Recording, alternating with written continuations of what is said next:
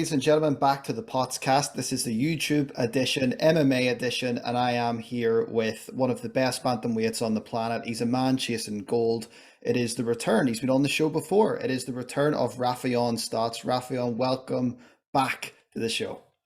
Thank you. Thank you for having me, man. Delighted to get you back on the show. I know it's been a crazy couple of months for you. You've came off an unbelievable win, 9 wins in a row for you. You're gunning for the top of the card and for the gold belt, and we'll talk about that in a little bit. But it's been hard for the family too. You've welcomed a new addition to the family. You've moved house. How have you coped with everything going on all at once? It's a lot like fighting. I'm just rolling with the punches, as they come. We're just dealing with it. And I feel like we're doing pretty good, right now. We're able to I'm able to take care of my family and everybody's good, you know what I mean? So just gotta keep rolling with it and keep, pressing forward. Absolutely, and it's been a big couple of months for you. You had the win over Jason Hill, and then after that, you had the win against Magomed, and that was the one that everyone thought, oh, this will be the tight one, this will be tough. But you went in there and you dominated that, and you really normally, if someone's been a really good wrestler, sometimes people would say, let's avoid that. But you went, no, no, no, I'm NCAA. I'm going to show you what's up, and you went in there and you put on an absolute show. What was that feeling like for you?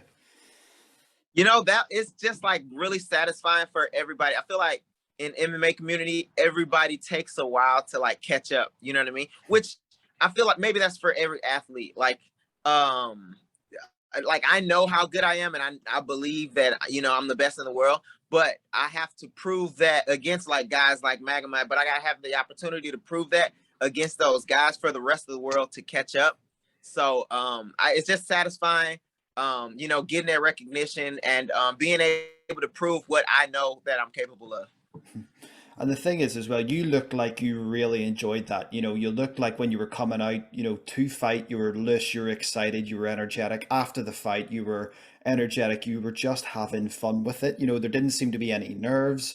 There didn't seem to be any trepidation. You just seemed to be, like you mentioned earlier, rolling with the punches.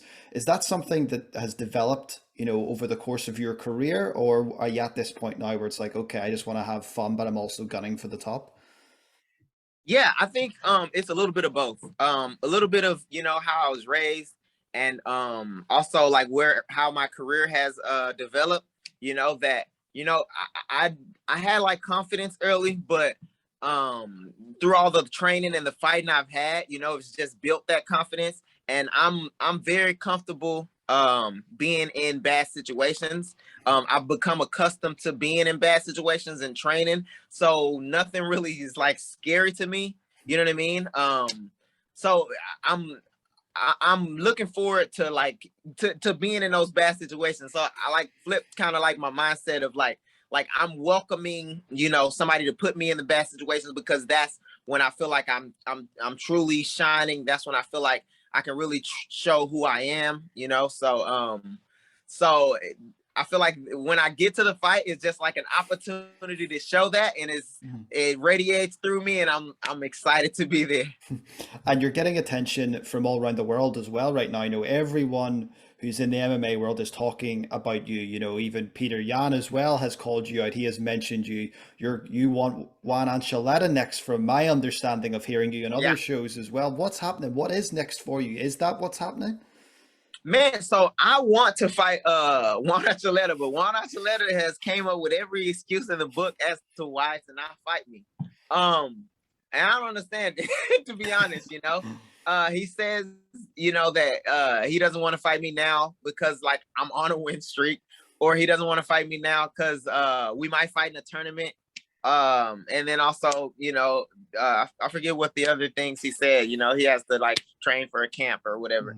But I'm pretty much, I was okay. So the Bellator pretty much told me like I'm next in line for the belt, to fight for the belt after Sergio and Horiguchi. So I could wait and just wait it out and fight Sergio, or the winner of Sergio and Kyoji.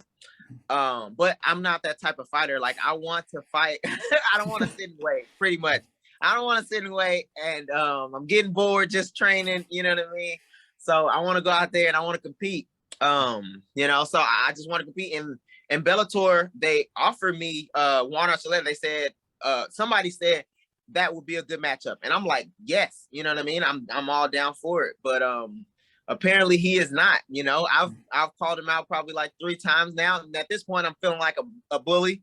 You know what I mean? I don't want to like keep calling him. I mean, I felt the same way when I was like calling out James Gallagher. Like he doesn't want no part of me. You know what I mean?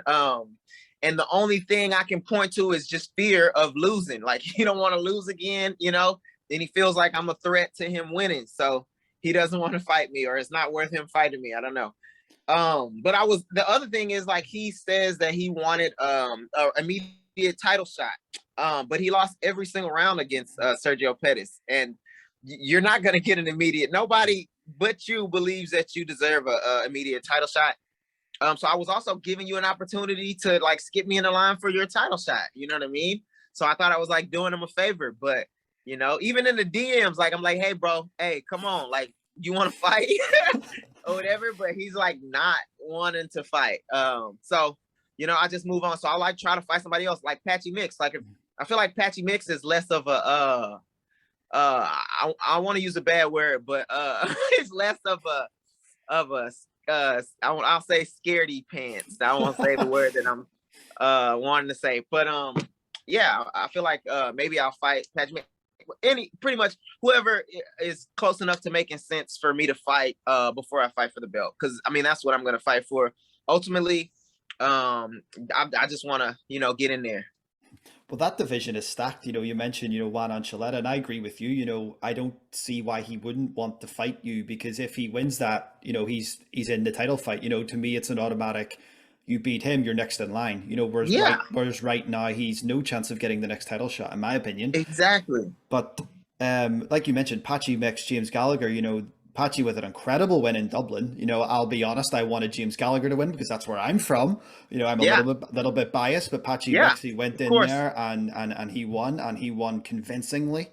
I gotta say though, James Gallagher, his walkout, that was insane, bro. That was insane. James Gallagher got my respect for that. That was like, you know what I mean?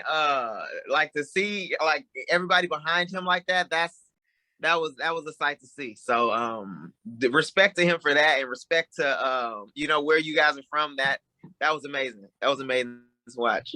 And the thing, even with James, I had James on the show, and he said quite a lot of people have called him out over the years through Instagram, through Twitter, and he Mhm. mentioned you had actually spoken to him in a hotel for one of the events and said we should fight. And he says at least this guy said it to my face. You know, a lot of these guys hide behind Instagram, but you were in it, like I think Yeah. you guys were in the foyer of a hotel or something. He said, and you're like, "Yo, Yeah, let's hey, fight, let's wherever go." straight up, wherever we at. And I'm not like a person who's like trying to intimidate people into fighting. You know what I mean? I don't feel like I need to intimidate anybody. I mean, I've done the same thing with Patchy Mix. You know, I seen him like eating something, like sitting by himself, and I walked up to him and I'm like, "Hey, bro, like, hey, we should fight. Like, you want to fight here anytime soon? Like what's going on? Or why didn't you fight me before?" You know, and he was like, "Well, I got this fight with Gallagher, hopefully coming up. But if they match us up, then I'll fight you." You know what I mean? Which I'm like, okay, I don't know. I just feel like it's a certain type of way people, when they talk to you in person, it's not the same energy. You know what I mean? Because Patchy Mix online, I feel like was calling me Kevin Hart. Was saying that he, I don't know if he said he'd mop the floor with me, but he said something to like you weren't worthy of fighting for a belt or something. You know what I mean? But he was like talking real hot online. But when I came up to him while he was eating, he was like, it was a different energy, you know what I mean? Which I'm gonna be the same. Like I'm not trying to intimidate you, but I'm gonna let you know, like I want to fight, and I definitely think I'm gonna, beat all you guys. So, I'm gonna say that. I'm gonna just say that. So yeah, I'm gonna do that to. If I see Juan Archuleta in these streets, if I catch him anywhere, I'm gonna say the same thing to him. I'll say the same thing that I've been saying online. I mean, it's incredible, isn't it? I think that division in Bellator, that 135 division, is absolutely stacked. I know there was talk previously of a Grand Prix. I know you mentioned a Grand Prix, after your fight with Magomed. I think Yep. that would be really I mean, I'm saying this as a fan. I think that would be really good fun. I think as a fighter, it's very demanding, but I think as a fan, I'm like, this division is absolutely stacked. Do the Grand Prix Yes. because this is crazy. This is energetic.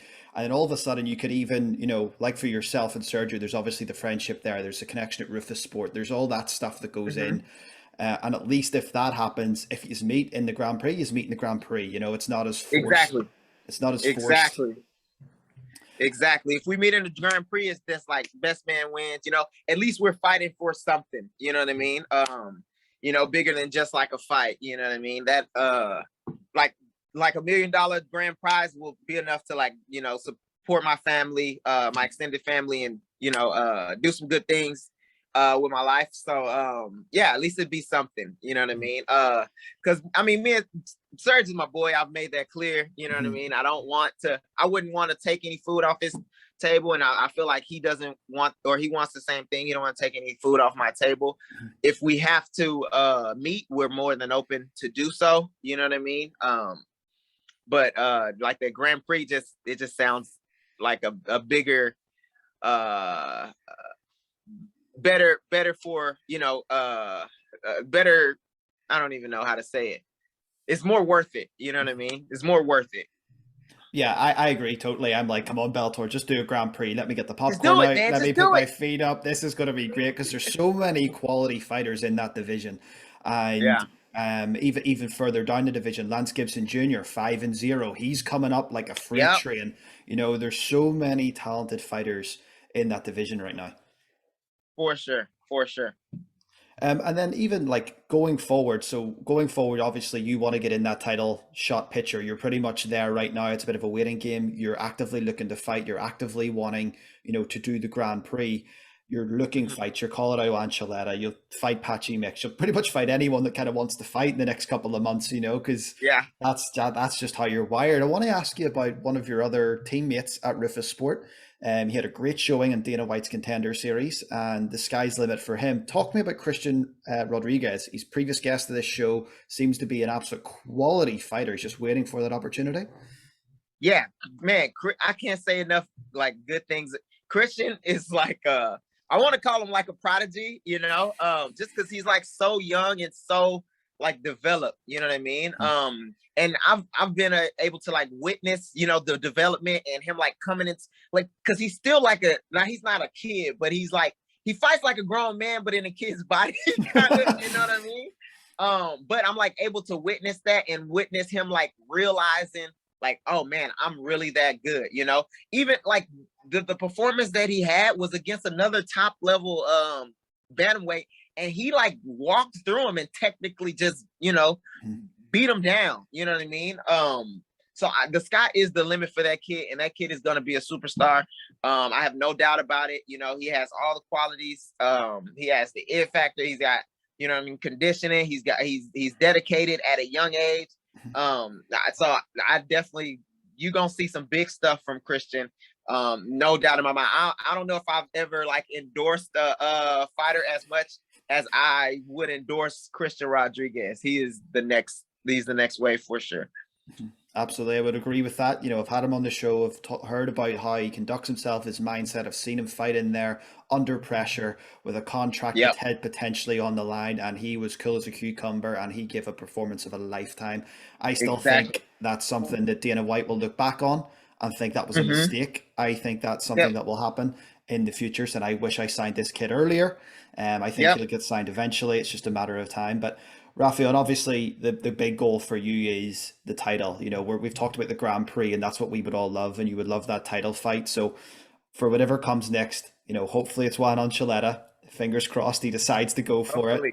Whether it's Hopefully. whether it's somebody else, who knows? But listen, I'll be watching the show. For any of the guys that want to reach out, follow you on social media. You're on Instagram, you're on Twitter, and you're having fun on there. So I encourage any of our listeners to find Raufeon on all forms of social media, follow him, see what's going on. And once again, Raufeon, congratulations on the additional family member. I know it's a great time for you and the wife and all the larger family circle there. So congratulations Yes, and sir. thank you for coming on the show and giving me 15 minutes of your time today.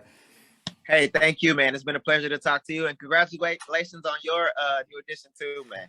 I appreciate that. Thank you. That's where we're going right now. We're going out, going for a little walk with the dog and the baby, and that's my afternoon Let's sorted. So go. I appreciate it, man. Thank you so much, and we'll speak to you pretty soon.